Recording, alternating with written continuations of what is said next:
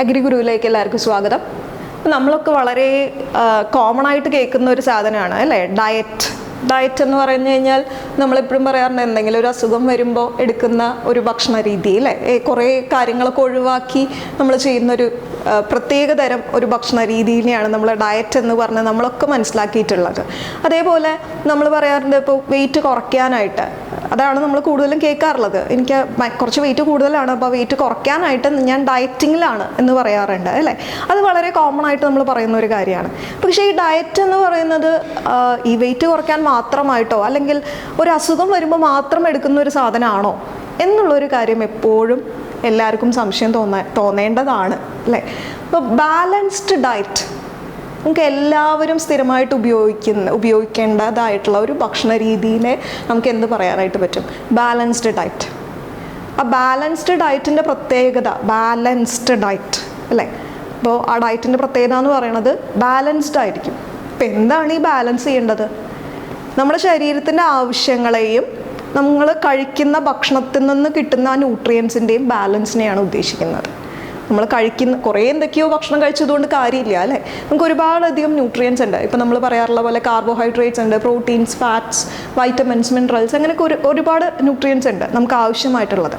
അപ്പോൾ ഇതൊക്കെ എത്രയാണോ നമുക്ക് ആവശ്യമുള്ളത് അത് ആവശ്യമുണ്ടാവും. പക്ഷെ ചിലത് എന്തുണ്ടാവില്ല, ആവശ്യത്തിന് അത്രയും മീറ്റ് ചെയ്യുന്നുണ്ടാവില്ല. ചിലത് എന്തായിരിക്കും, ആവശ്യത്തേക്കാൾ കൂടുതൽ നമ്മൾ കഴിക്കുന്നുണ്ടാവും. അപ്പോൾ ഈ ഒരു ബാലൻസ് കുറവുണ്ട് അല്ലേ. അപ്പോൾ നമ്മൾ ബാലൻസ് ആയിട്ട് രണ്ടും കൂടെ നമുക്ക് ആവശ്യമുള്ളതും കഴിക്കുന്നതും തമ്മിലുള്ള ഒരു ബാലൻസ് അത് കീപ്പ് ചെയ്യുന്ന ഒരു ഡയറ്റിനെയാണ് നമ്മൾ ബാലൻസ്ഡ് ഡയറ്റ് എന്ന് പറയുന്നത്. അപ്പോൾ ഈ ബാലൻസ്ഡ് ഡയറ്റിൻ്റെ പ്രത്യേകത എന്ന് പറയുന്നത് നമുക്ക് ഒരു ഭക്ഷണത്തിൽ നിന്ന് ഒരു എല്ലാ ന്യൂട്രിയൻറ്റും കിട്ടില്ല. അപ്പോൾ നമ്മൾ എന്ത് ചെയ്യണം, പല ഭക്ഷണങ്ങൾ നമ്മൾ ഇൻക്ലൂഡ് ചെയ്യണം. അപ്പോൾ ഇതൊരു രാവിലെ ഒരു തരത്തിൽ നമ്മൾ കഴിച്ചു, ഉച്ചയ്ക്ക് നമ്മൾ നമ്മൾ രാവിലെ ബാലൻസ്ഡ് ആയിട്ടാണ്, ഉച്ചയ്ക്ക് എനിക്കത് വേണമെന്നില്ല എന്ന് പറയാനായിട്ട് സാധിക്കില്ല.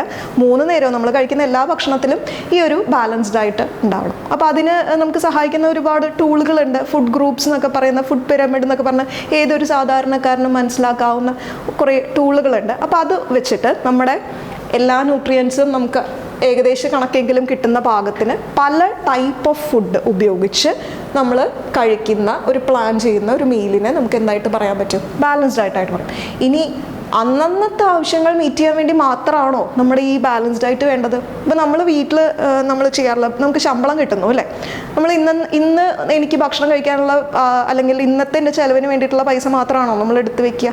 അല്ല, നമ്മൾ അതിൽ നിന്ന് ചെറിയൊരു എമൗണ്ട് നമ്മൾ സേവ് ചെയ്ത് വെക്കും. എന്തെങ്കിലും ഒരു ബുദ്ധിമുട്ട് അല്ലെങ്കിൽ പെട്ടെന്ന് എനിക്ക് ജോലി ഇല്ല, അപ്പോൾ കുറച്ച് ദിവസം എൻ്റെ ചിലവുകൾ മീറ്റ് ചെയ്യാനായിട്ടുള്ള ഒരു എമൗണ്ട് അല്ലേ, അതാണ് സേവിങ്സ്. അതേപോലെ നമ്മുടെ ബോഡിക്കും ആ സേവിങ്സ് വേണം. അപ്പോൾ നമ്മുടെ ശരീരത്തിൽ നമുക്ക് പെട്ടെന്ന് നമുക്ക് എന്തെങ്കിലും ഒരു അസുഖം വന്നു, ഒരു പനി വന്നു, അപ്പോൾ എക്സ്ട്രാ ന്യൂട്രിയൻസ് നമുക്ക് ആവശ്യമുണ്ട് അല്ലേ. അപ്പോൾ ആ പനിയെ ചെറുത്ത് നിൽക്കാനായിട്ട് നമ്മുടെ ബോഡിക്ക് പെട്ടെന്ന് കൊടുക്കാൻ പറ്റുന്ന കുറച്ച് ന്യൂട്രിയൻസ് അത് നമ്മൾ നേരത്തെ കൂട്ടി എന്ത് ചെയ്യണം, സ്റ്റോർ ചെയ്യണം. ആ സമയത്ത് നമുക്ക് എന്ത് പറ്റില്ല, ചിലപ്പോൾ നമുക്ക് ആവശ്യത്തിനുള്ള ഡയറ്റായിട്ട് എടുക്കാനൊന്നും പറ്റണമെന്നില്ല, ബുദ്ധിമുട്ടുകൾ ഉണ്ടാവാം. അപ്പോൾ ആ ഒരു ബുദ്ധിമുട്ടിനെ കൂടി തരണം ചെയ്യാനായിട്ട് നമ്മൾ എന്ത് ചെയ്യണം, കുറച്ച് എക്സ്ട്രാ ന്യൂട്രിയൻസും കൂടെ നമ്മൾ ഡെയിലി ഡയറ്റിൽ ഇൻക്ലൂഡ് ചെയ്യണം. അപ്പോൾ ഇതെല്ലാം കൂടെ ചേർന്നിട്ടുള്ള ഒരു ഡയറ്റിനെയാണ് നമ്മൾ ബാലൻസ്ഡ് ഡയറ്റ് എന്ന് പറയുന്നത്. ഇപ്പോഴത്തെ ഒരു കണ്ടീഷനിൽ നമുക്ക് ഒരുപാടധികം അസുഖങ്ങൾ വരുന്നുണ്ട് അല്ലേ. അപ്പോൾ അതുകൊണ്ട് നമുക്ക് കുറച്ച് സാധനങ്ങളും കൂടെ നമ്മൾ കൂട്ടി പറയാറുണ്ട്. അതാണ് ഈ ബയോ ആക്റ്റീവ് ഫൈറ്റോ കെമിക്കൽസ്. അതായത് ഇപ്പോൾ നമ്മുടെ ഭക്ഷണങ്ങളിൽ തന്നെ നമ്മൾ ഈ മെഡിസിനൽ പ്രോപ്പർട്ടീസ് ഉള്ള ഭക്ഷണങ്ങൾ, ഇപ്പോൾ നിങ്ങൾക്കൊക്കെ അറിയാവുന്ന ഒരു സാധനം മഞ്ഞളിലെ കുർക്കുമിൻ, ഭയങ്കരമായിട്ട് കോമൺ ആയിട്ട് അറിയുന്ന ഒരു സാധനമാണ് അല്ലേ. ഈ കുർക്കുമിൻ എന്ന് പറയുന്നത് ഒരു ബയോ ആക്റ്റീവ് ഫൈറ്റോ കെമിക്കലാണ്. അപ്പോൾ ഇതിൻ്റെ പ്രത്യേകത എന്ന് പറയുന്നത്, ആ കുർക്കുമിൻ്റെ പ്രത്യേകത എന്ന് പറയുന്നത് നമുക്ക് ഒരുപാട് അധികം അസുഖങ്ങൾക്കെതിരെ പ്രവർത്തിക്കാനായിട്ടുള്ള കഴിവുള്ള ആളാണ്. അപ്പോൾ അത് നമുക്ക് ഇൻഫ്ലമേഷൻ കുറയ്ക്കാനായിട്ട് കുർക്കുമിൻ സഹായിക്കുന്നുണ്ട്, ക്യാൻസറിനെതിരെ പ്രവർത്തിക്കാനായിട്ട് കുർക്കുമിൻ സഹായിക്കുന്നുണ്ട്. അതുപോലെ തന്നെ നമുക്ക് ഡയബറ്റിസ് കുറയ്ക്കാനായിട്ട്, അതായത് നമ്മൾ ഷുഗർ എന്ന് നമ്മൾ പറയാറുണ്ട് അല്ലേ, അപ്പോൾ ആ ഷുഗർ കുറയ്ക്കാനായിട്ട് സഹായിക്കുന്നുണ്ട്. അപ്പോൾ അങ്ങനെ ഒരുപാട് എക്സ്ട്രാ ബെനിഫിറ്റ്സ് കൊടുക്കുന്ന ആളുകൾ, അതാണ് ഈ ബയോ ആക്റ്റീവ് ഫൈറ്റോ കെമിക്കൽസ്. അത് നമ്മൾ പ്രത്യേകമായിട്ട് എടുത്ത് കഴിക്കേണ്ട കാര്യമില്ല. നമ്മുടെ ഭക്ഷണത്തിൽ അതായത് കൂടുതലും ഫൈറ്റോ കെമിക്കൽസ് ആണ്, പ്ലാന്റ് ബേസ്ഡ് ആയിട്ടുള്ള സാധനങ്ങളാണ്. അപ്പോൾ പ്ലാന്റ് ഫുഡ്സ് നിങ്ങൾ നാച്ചുറലി കഴിക്കുകയാണെങ്കിൽ അതിൽ തന്നെ ധാരാളമായിട്ട് ഈ പറയുന്ന ഫൈറ്റോ കെമിക്കൽസ് ഉണ്ടാവും. അപ്പോൾ അതും കൂടെ നമ്മുടെ എന്തിൽ ഉൾപ്പെടുത്തണം എന്നാണ് പറയുന്നത്, ബാലൻസ്ഡ് ഡയറ്റിൽ ഉൾപ്പെടുത്തണം. അപ്പോൾ ന്യൂട്രിയൻസ് മാത്രം കിട്ടിയാൽ പോരാ, ഈ പറയുന്ന ഇടയ്ക്കുള്ള ഫൈറ്റോ കെമിക്കൽസ്, ബയോ ആക്റ്റീവ് ഫൈറ്റോ കെമിക്കൽസും കൂടെ നമുക്ക് കിട്ടണം. അപ്പം അങ്ങനെ ആണ് നമ്മുടെ ഒരു ബാലൻസ്ഡ് ഡയറ്റ് എന്ന് പറയുന്നത്. അപ്പോൾ ഇത് ഒക്കെ കൂടെ ഉൾപ്പെടുത്തി നമുക്കൊരു ആരോഗ്യകരമായിട്ടുള്ള ഒരു ഭക്ഷണ രീതി നമുക്ക് തുടരുകയാണെങ്കിൽ നമുക്ക് അസുഖങ്ങളെയൊക്കെ ചെറുക്കാനും പെട്ടെന്ന് അതിൽ നിന്ന് തിരിച്ചു വരാനും ഒക്കെ സാധിക്കും. Thank you.